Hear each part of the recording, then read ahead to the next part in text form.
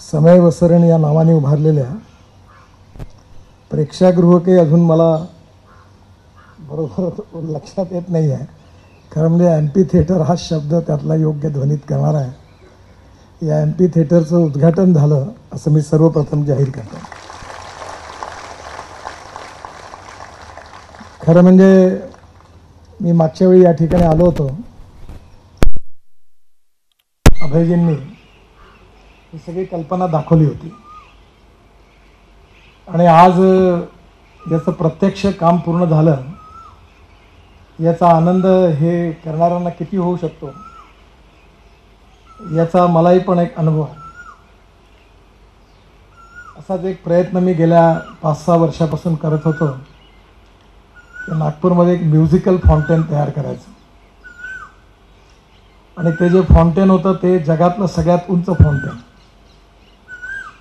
त्याचे आर्किटेक्ट फ्रान्समधले होते, त्याचे पंप टर्कीतून आणले, त्याची कॉमेंट्री गुलजार साहेबांची आहे, संगीत AR रहमानचं आहे, आणि ते सगळं काम एक रेवती नावाची पुण्यात शिकलेली तामिळ आणि तेलुगू याच्यातली मोठी अभिनेत्री आहे ती करते. तिने परवा जाता ते पूर्ण होत आलं आणि त्याची गुलजारांच्या आवाजातली कॉमेंट्री आणि संगीत मला ऐकवलं. तेव्हा मला गेल्या 3-4 वर्षापासून जे प्रयत्न सुरू होते त्यातून प्रत्यक्ष आता ते होणार याचा आनंद खूप झाला, तसा आज फिरोदियांना आणि सगळ्यांना झाला असेल. ही गोष्ट खरी आहे की आपल्या देशाची संस्कृती खूप महान आहे, आणि ही जी संस्कृती, इतिहास, विरासत आणि संस्कृती जी आहे तिचा संबंध जीवनमूल्यांशी आहे.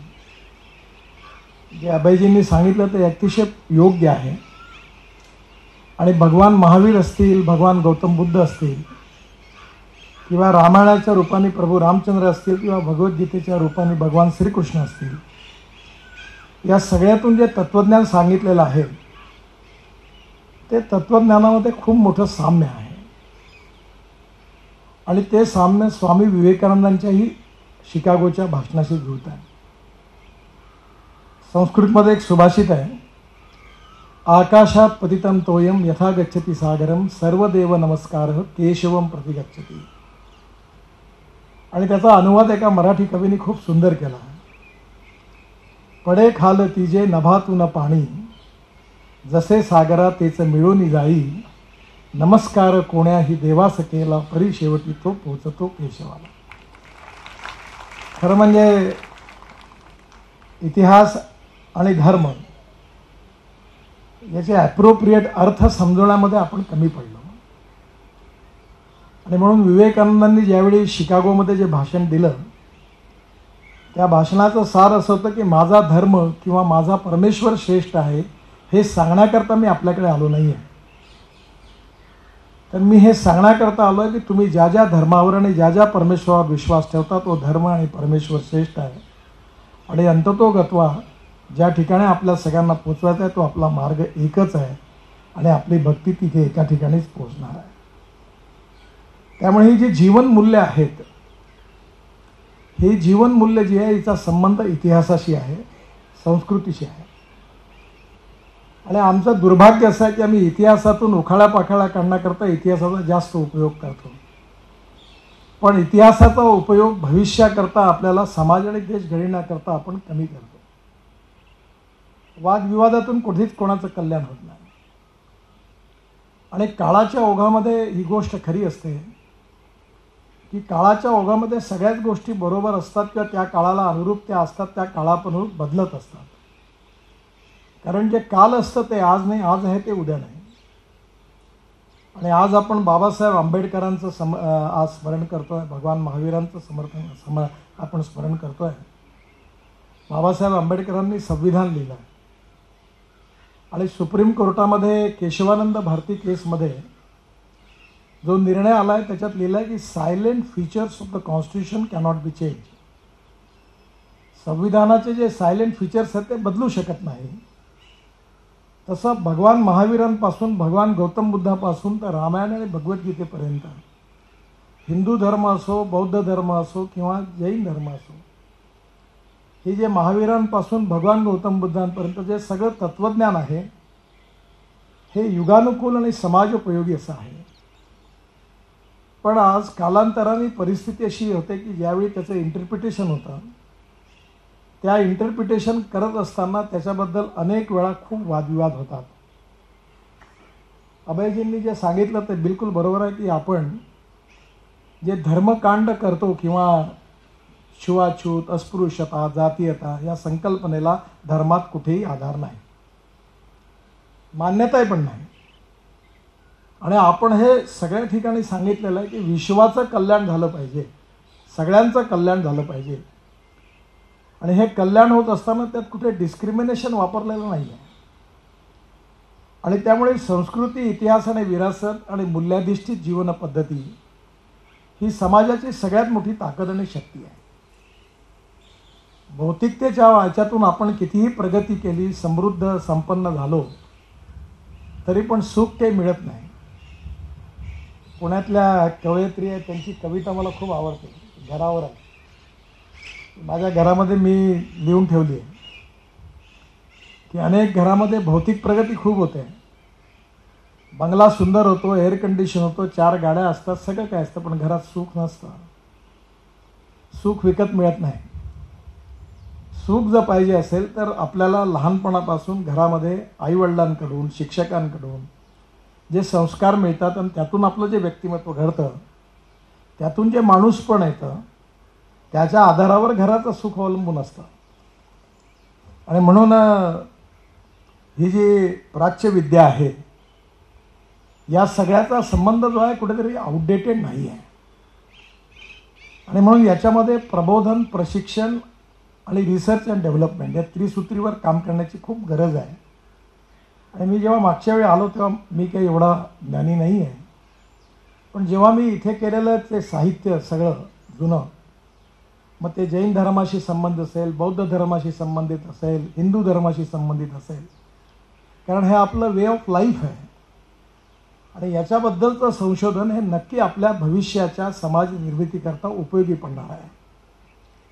आणि म्हणून त्या दृष्टीने हे अतिशय उत्तम आणि चांगलं काम भांडारकर प्राच्यविद्या संशोधन संस्थेने शतकभराहून अधिक काळात केलं. आणि आज या ठिकाणी टेक्नॉलॉजीचा उपयोग करून ओपन एअर थिएटर खूप चांगलं तयार झालं. आता अभयजी मला म्हणाले की आर्थिक प्रश्न कसे आहेत.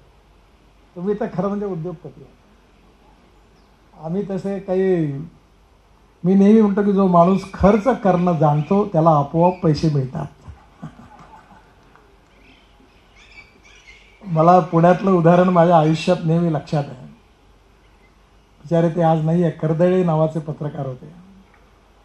त्या टिळक पत्रकार भवनामध्ये मी आलो होतो आणि मुंबई पुणा एक्सप्रेस हायवेवर प्रेझेंटेशन होतं. त्यावेळी मी धीरूभाई अंबानींना नाराज करून रिलायन्सचं टेंडर रद्द केलं होतं. त्यांचं टेंडर 3600 करोड रुपयाचं होतं, म्हणजे आताच्या जवळपास 40,000 कोटी रुपयाचं होतं. आणि तो रस्ता स्वतः करायचा असं ठरवलं होतं. सगळ्या जणांना वाटलं की जे अंबानींना जमणार नाही ते त्यांनी ते नियमाप्रमाणे लोएस्ट होते, 3 टेंडरमध्ये ते लोएस्ट होते. पण मी म्हटलं ही किंमत जास्त आहे. माझ्यावर काही मंडळी नाराज पण झाली, पण मी म्हटलं मग तुम्ही निर्णय घ्या, मला ही किंमत काही योग्य वाटत नाही. धीरूभाई पण खूप नाराज झाले. आणि नंतर मी इथे आलो आणि ज्यावेळी त्या वातावरणात मी प्रेझेंटेशन केलं तेव्हा मी सांगितलं की हा रस्ता एवढ्या 1800 कोटी रुपयात पूर्ण होईल, 2.25 वर्षात, 2 वर्षात पूर्ण होईल. आणि त्यावेळी मला त्यांनी, कर्दळे साहेबांनी एक प्रश्न विचारला. त्यांनी विचारला की तुमच्याजवळ पैसे किती आहेत. आणि प्रश्न अवघड होता, पण मी खोटं बोलण्याची सवय नसल्यामुळे मी उत्तर दिलं 5 कोटी रुपये. किती दिवसात पूर्ण करावं. मी म्हटलं 2 वर्षात. तर ते असं म्हणाले की तुम्ही काय बोलता, तुम्हालाच कळत असेल. तुमच्याजवळ 5 कोटी रुपये आहेत, तुम्ही 2000 कोटी 1800चा प्रकल्प म्हणता, 3600 कोटीचा तुम्ही रिजेक्ट केला आणि 2 वर्षात होईल असं म्हणता. तुमच्याजवळ काय आहे की हा प्रकल्प पूर्ण होईल. तेव्हा मी सहज बोलून गेलो होतो की मी म्हटलं माझ्याजवळ एवढंच आहे की इच्छाशक्ती आहे. If there is a will there is a way. And if there is no will, there is only survey, discussion, seminar, committee, subcommittee and research group. पुण्यामध्ये हे सगळे कार्यक्रम जोरात होतात. पुण्याच्या मेट्रोचे काम सुरू होत नव्हतं, शेवटी पवारसाहेब त्या मीटिंगमध्ये होते. चर्चा मेट्रो खालून न्यायची की वरतून न्यायची. खूप मीटिंग ऐकल्यानंतर मी त्यांना सगळ्यांना विनंती केली की नागपूरला आम्ही मेट्रोचा निर्णय 40 मिनिटात झाला. देवेंद्रन मी बसलो, सांगितलं, डिझाईन बघितलं आणि म्हटलं ओके पुढे जा, टेंडर काढा. आणि तुम्ही म्हटलं 1-1.25 वर्ष झाले, खालून का वरतून करता. खालून नेली तर तिकीट दर वाढेल म्हटलं, पर किलोमीटर कॅपिटल कॉस्ट वाढेल. आता इथे चर्चा बंद करा, मला कोणाचंही काही ऐकायचं नाही. हा विषय क्लोज झाला. आता विद्वान लोकांनी फक्त वर्तमानपत्रात प्रतिक्रिया द्याव्या, तुम्ही निर्णय फायनल करा आणि आता टेंडर काढा आणि मेट्रोचं काम सुरू करा. आता चांगलं काम सुरू झालं. त्याच्यामुळे फिरोदिया साहेब, मी आता काम करतो, मला खत पैशाची कमी नाही. मी 5 लाख कोटी रुपयाची कामं वर्षाला करतो आणि ते पैसे आता माझ्यासमोर प्रश्न आहे, खर्च होत नाही वेळेत, हा प्रश्न आहे. आणि पैसे देणाऱ्यांची कमी नाही आहे. त्यामुळे आपण दुसरी महत्त्वाची गोष्ट, एक विनंती आहे माझी तुम्हाला, की आपले जे कलाकार आहेत, या एम्पी थिएटरचा उपयोग करणारे, त्यांची आर्थिक स्थिती नाही झाली. मराठी नाटकातले कलाकार, संगीतातले कलाकार, त्यांना राजाश्रय नाही आहे आणि आज लोकाश्रय नाही. मी आमच्याकडे वसंतराव देशपांडे सभागृह होतं, ते 500 रुपयात द्यायचं ठरवलं.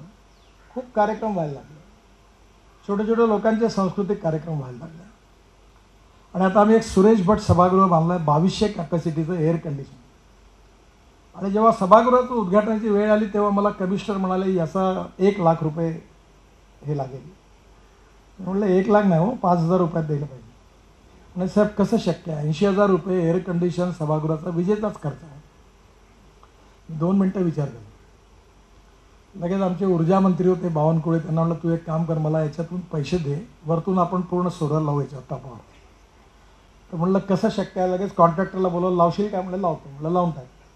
आता आमच्याकडे 80 कार्यक्रमाची वीज फुकट मिळते सोलर लावल्यामुळे. आणि आम्ही सभागृह 10,000 रुपयात देतो. देशातलं सगळ्यात सुंदर सभागृह आहे, पण ते आज जवळपास 10,000 रुपयात मिळतं. त्यामुळे खूप कार्यक्रम होतात. साहेब खरं आज आपल्या कार्यक्रम करणाऱ्या संस्थांची आर्थिक स्थिती नाही आहे चांगली. त्यामुळे तुम्ही जर याच्यामध्ये थोडंसं दर जास्त ठेवला, इन्कमचा विचार केला तर प्रॉब्लेम. आम्ही त्यात काय केलं, खाली चार्जिंग स्टेशन काढलं, पार्किंग प्लेसेस काढली आणि एक रेस्टॉरंट तयार केलं. आणि रेस्टॉरंटची कमाई, पार्किंगची कमाई आणि चार्जिंग स्टेशनची कमाई त्याच्यात लावली.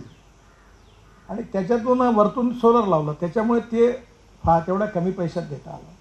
असा काहीतरी मार्ग तुम्ही काढा आणि हा इथल्या सर्वसामान्यांच्या उपयोगाकरता आला तर याचा अजून चांगला उपयोग होईल. कारण या समाजातली सांस्कृतिक कला असतील, संगीत, नृत्य, नाटक, साहित्य, या सगळ्या गोष्टी समाजाला घडवणाऱ्या आहेत. आणि ह्या घडवण्याकरता आपल्याला ही जी मूल्य आहेत ज्याचा तुम्ही उल्लेख केला, त्यात जसं मूल्याधिष्ठित जीवन पद्धतीमध्ये शैक्षणिक मूल्य आहे, सामाजिक मूल्य आहे, तसे सांस्कृतिक मूल्य आहे. आणि या मूल्याच्या आधारावरच ही पिढी निर्माण होणार आहे. आणि इतिहासातून मूल्यांचं संवर्धन होणार आणि मूल्यांतून समाजाची निर्मिती होणार. आणि त्यामुळे हा तसा सामाजिक आर्थिक परिवर्तनापेक्षा राष्ट्रीय पुनर्निर्माणाचा एक मोठा कार्यक्रम आहे. कारण आर्थिकदृष्ट्या कितीही संपन्न समृद्ध होणं. मी ब्रिटिश पार्लमेंटमध्ये गेलो होतो आणि तिथल्या पंतप्रधानांकडे चहा घेतल्यानंतर माझ्याबरोबर स्मृती इराणी आणि वसुंधरा राजे पण होते. आम्ही फॉरेन मिनिस्टरकडे गेलो आणि त्यांनी मला एक प्रश्न विचारला. त्यांनी विचारला की तुमच्या देशामध्ये त्यांना मी विचारलं की तुमच्या देशात सगळ्यात महत्त्वाचा प्रश्न कोणता आहे. ते म्हणाले आमच्याकडे सगळ्यात महत्त्वाचा प्रॉब्लेम असा आहे की तरुण मुलं मुली लिव्हिंग रिलेशनशिपमध्ये राहतात आणि त्यामुळे नवीन प्रश्न निर्माण झाले आहेत. ते कसं सोडवायचं आम्हाला युरोपियन देशात कळत नाही. पलीकडे त्यांनी मला विचारलं की तुमचा देश जर गरीब आहे तर तुमच्याकडे ही समस्या कशी आहे. मी म्हटलं ही नाहीच्या जवळपास नाही आहे. पण हे कसं शक्य आहे. तर मी त्यांना सांगितलं की आमचा समाज जरी गरीब असला तरी मूल्याधिष्ठित आहे. आणि त्यामुळे घरातल्या संस्कारामुळे गरिबीत देखील आमचे मुलं मुली जे आहेत त्यांच्यावर जे संस्कार आहेत त्याच्यावर ते वागणारे आहेत. त्यामुळे आमच्या समाजात हा प्रश्न जवळपास नाहीच्या बरोबर आहे. कारण घरामध्ये हे संस्कार नसते मिळाले तर तेच घडलं असतं. आणि म्हणून हे जे काही इतिहास संशोधन आहे, प्राच्यविद्या संशोधन आहे, it's a way of life. आणि याच्यातलं फार मोठी गॅप अशी पडलेली आहे की याच्यामध्ये ग्राउंड रियालिटी वर्सेस परसेप्शनमध्ये खूप अंतर पडलेलं आहे. इंग्रजांची एक गोष्ट शिकण्यासारखी, ती कुठेही गेले की लगेच डायरी लिहायची. त्यामुळे त्यांनी इतिहास लिहून ठेवला. आपल्याकडे ही सवयच नाही आहे. त्यामुळे काळाच्या ओघामध्ये इतिहास बदलत गेला. आणि तुम्ही म्हणता तसं आहे, म्हणजे मला नामुष्कीची गोष्ट घडली की मी जेव्हा इराणमध्ये गेलो तर इराणच्या प्रेसिडेंटकडे भेटायला गेल्यावर त्यांनी मला बोलताना एक प्रश्न विचारला. आणि त्यांनी मला प्रश्न विचारला की त्यांनी इंग्लिशमध्ये विचारला की तुम्हाला माहिती आहे का की आमची पर्शियन कुठून आली? मी म्हटलं मला नाही माहिती. ते म्हणाले ही संस्कृतमधून आली आहे. आणि ते संस्कृतचं महत्त्व मला सांगत होते. त्यानंतर तेहरानमध्ये संस्कृतची चेअर आहे. पण मी जेव्हा सुधाकरराव नाईक मुख्यमंत्री होते त्यावेळी डॉक्टर श्रीकांत जिचकार आणि मी सभागृहात होतो. आणि सुधाकरराव नाईक साहित्यावर प्रेम करणार होते आणि त्यांनी संस्कृत विश्वविद्यालयाची स्थापना करायचं ठरवलं. तर विधानसभेमध्ये अनेक लोकांनी त्या विद्यापीठाचा विरोध केला. त्यांनी म्हणाले ब्राह्मणांची भाषा आहे. शेवटी सुधाकरराव नाईक कंटाळून गेले. त्यावेळी मी त्यांना बसताना ते हाताश उमायला नीतीने कसं समजावून सांगायचं रे म्हणाल. मी म्हटलं तुम्ही काही करू नका. तुम्ही डॉक्टर श्रीकांत जिचकारची वन मॅन कमिटी अपॉइंट करा. आणि श्रीकांत जिचकार फार व्यासंगी होते आणि त्याला अधिकार देऊन द्या सगळे. आणि म्हणाला हे विद्यापीठ निर्माण होईल. त्यांनी तसंच केलं आणि श्रीकांत जिचकारांची कमिटी झाली आणि संस्कृत विश्वविद्यालय आमच्याकडे तयार झालं. आता ते तुमच्यासारखं त्यांना खरं तुम्ही जोडून घ्या तुमच्याशी. खूप चांगलं काम करतात. आज जर्मनीमध्ये गेल्यानंतर आयुर्वेद आणि संस्कृतवर आपल्यापेक्षा जास्त ते प्रश्न विचारतात. याचं कारण आपल्या इथे मधल्या काळात जी गॅप निर्माण झाली आहे त्याच्यामध्ये या चांगलं ज्ञान पोचलं तर नाही, उलट अपभ्रंश गैरसमज जास्त पसरवला गेले. आणि त्यामुळे अनेक लोकांमध्ये हे जे image versus reality and ground reality versus perception ही कहाणी आहे. हा दोष त्यांचा नाही आहे. ही जी चांगली गोष्ट आहे त्यांच्यात पोहोचवण्यात आपण कदाचित कमी पडलो असू. आणि त्यामुळे याला लोकाभिमुख करणं आणि हे सगळं जे आपल्याकडे जेवढं रिसर्च आहे, तुम्ही म्हणाल ती गोष्ट खरी आहे, हे सेफ डिपॉझिट वॉल्टमध्ये ठेवून काय उपयोग आहे? हे लोकाभिमुख होऊन सामान्यांपर्यंत जेव्हा पोहोचेल तेव्हा याचा खऱ्या अर्थाने फायदा होणार आहे. आणि त्यामुळे आज तुम्ही हे जे काम उभं केलं आणि हे संस्था, याला लोकांनी पण लोकाश्रय दिला पाहिजे. शेवटी चांगल्या कामाकरता लोकांनी जर लोकाश्रय दिला नाही तर चांगली कामं कशी होणार? मी आज सकाळी पुण्यात एका कार्यक्रमात गेलो होतो आणि त्या ठिकाणी त्यांनी अनाथ आश्रम आणि हॉस्पिटल आणि लहान मुलांचं संगोपन एकाच ठिकाणी करण्याचा सुंदर कार्यक्रम केला. आणि मला खरोखर आनंद झाला. काम करणाऱ्यांची कमी नाही आहे, पण चांगलं काम करणारी, मी प्रदीपला गाडीत म्हटलं होतं की चांगलं काम करणारी जेवढी लोक तयार केली पाहिजे त्यापेक्षा जास्त चांगल्या कामाला उदार अंतःकरणाने मदत करणारी माणसं देखील मोठ्या प्रमाणावर तयार केली पाहिजे. कारण या चांगल्या कामांना जर लोकाश्रय मिळणार नाही, राजाश्रय मिळणार नाही तर ही कामं होणार नाहीत. त्यामुळे मला विश्वास आहे की या कामाची जी व्याप्ती आहे, जे महत्त्व आहे ते लक्षात घेता पैशाची कमी पडणार नाही. आणि साहेब डिपॉझिटवर वगैरे काही नेहमी काही पुण्यात माझा सिद्धांत मानवणार नाही आहे, पण खर्च करणं सुरू करा, आपोआप मिळत जाईल. आता ते चारवाक शब्द मुद्दामून वापरला नाही कारण त्याचा वेगळा अर्थ निघतो. त्यामुळे दिवाळी काढायचा जो खर्च करू शकतो तोच मागू शकतो आणि जो मागू शकतो तो खर्च करू शकतो. आणि नक्कीच तुम्हाला लोकांचं समर्थन मिळेल. आणि मला विश्वास आहे की याच्यात टेक्नॉलॉजीचा वापर करणं खूप आवश्यक आहे. कारण काळाच्या ओघामध्ये मी नेहमी सांगतो की नॉलेज ही पॉवर आहे. त्यामुळे innovation, entrepreneurship, science, technology, research, skill, successful practices हे जे नॉलेज आहे याचा संबंध मूल्याधिष्ठित जीवन पद्धती, परिवार पद्धती आणि हे जे जुनं सगळी प्राच्यविद्या आहे याच्याबरोबर जोडून त्याचं जेव्हा प्रेझेंटेशन होईल तेव्हा नवीन पिढीला ते पटेल. केवळ तुम्ही जुन्या पिढी जी आहेत तसं सांगाल कारण ती समजणार नाही लोकांना.